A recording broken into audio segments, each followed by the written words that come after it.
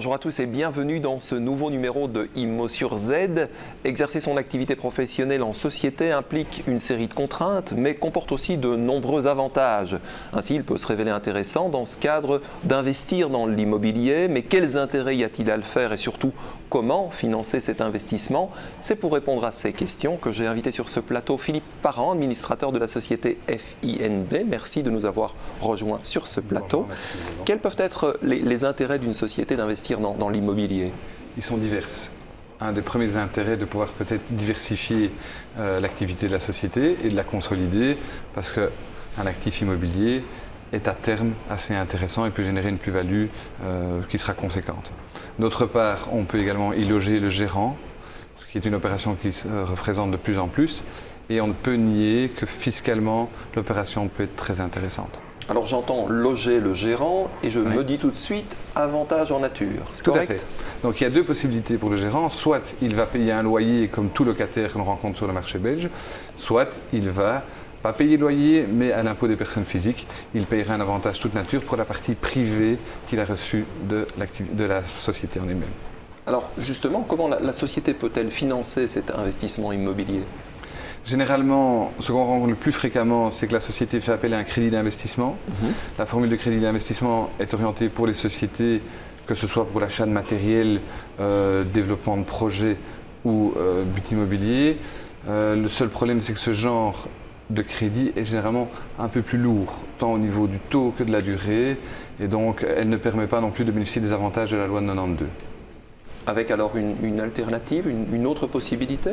Oui, donc certains organismes en Belgique, ils sont rares, mais vont plutôt choisir l'orientation du crédit en fonction de la destination du bien. Si le bien comporte minimum 50% d'orientation à but privé logement, à ce moment-là, en fait, la personne qui aura souscrit l'emprunt pourra bénéficier d'un crédit hypothécaire et non pas d'un crédit d'investissement. Et les différences sont très très importantes puisque généralement... Oui, quels avantages? J'imagine qu'il y a des avantages et des inconvénients dans l'une et l'autre formule. Oui, mais l'avantage principal du crédit hypothécaire, c'est que les sociétés qui ont l'orientation logement vont pouvoir bénéficier des mêmes avantages que tout particulier qui bénéficie d'un crédit hypothécaire grâce à cette loi de 92. Mais les plus importants sont indemnité de remploi de maximum 3 mois, donc ils évitent le funding loss. Ils vont avoir normalement une durée d'emprunt qui va être plus adaptée, qui peut être plus longue. Et d'autre part, pour terminer, ils vont avoir normalement un taux plus intéressant. J'entendais funding loss, c'est ça? Oui. Qu'est-ce que ça veut dire?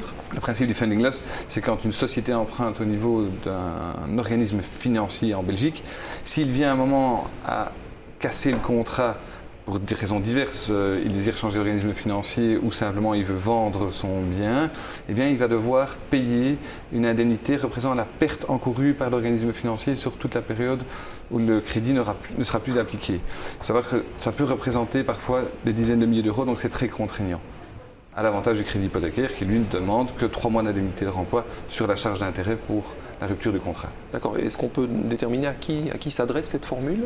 Oui, elle s'adresse plus particulièrement à des sociétés qui n'encourent pas énormément de risques dans leur activité, et donc on va plus proposer ce genre de produit à des sociétés de type immobilière, management, profession libérale, consultance. C'est ce que l'on voit de plus en plus sur le marché en tout cas.